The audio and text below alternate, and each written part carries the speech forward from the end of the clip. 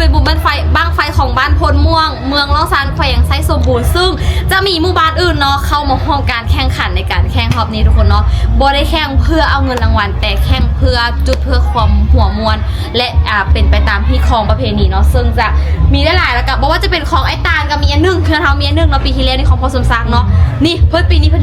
นแห่บนรอบบ้านอีกเพิ่นไปแห่จากอีกหมู่บ้านอื่นมาแล้วก็มาแห่บนรอบบ้านอีกแล้วก็เข้าไปที่วัดเนาะเพราะว่านี่ยังบ่ทันได้ไปจะก็ต้องสิไปอีแมนเพิ่นจัดอยู่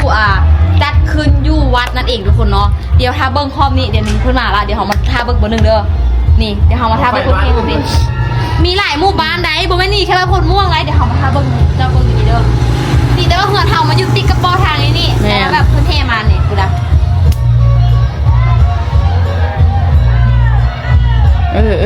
ได้ยินแต่เสียง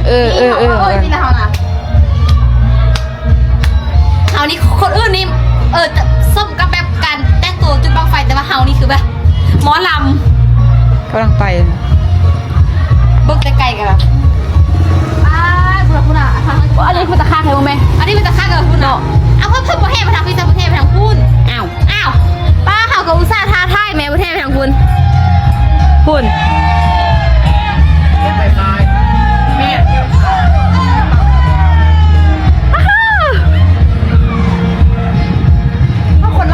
คนไล่เนาะ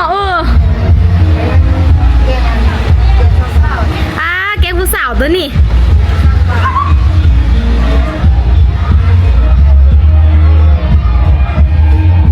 บ้านยังไม่มา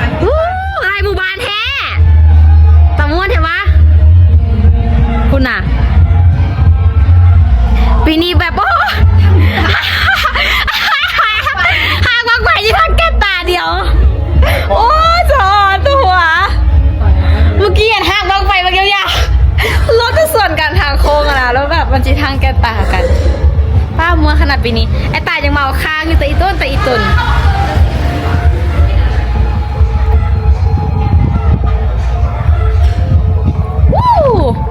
ม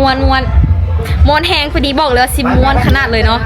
แต่ว่าอากาศนี่ค่อนข้างที่จะร้อนเนี่ยทุกคน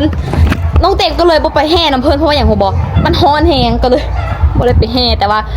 ไปบ่ทันแน่เพราะน้องเต็งมีเวียกในนึงเนาะน้องเต็งก็เลยท่าอยู่เฮือแล้วก็ท่าเบิ่งตอนเพิ่นแห่เข้าวัดใครจะเห็นมันไปเบิ่งคลิปของคนอื่นได้เพราะคลิปน้องเต็งบ่ได้ไปปรุงตอนแห่แต่กะเฮาแต่งตัวไว้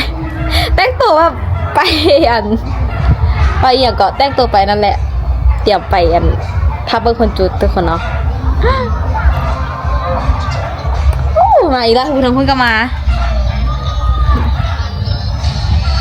คุณนะอันนี้ก็มาเสียพูดก็มาพี่ก็มา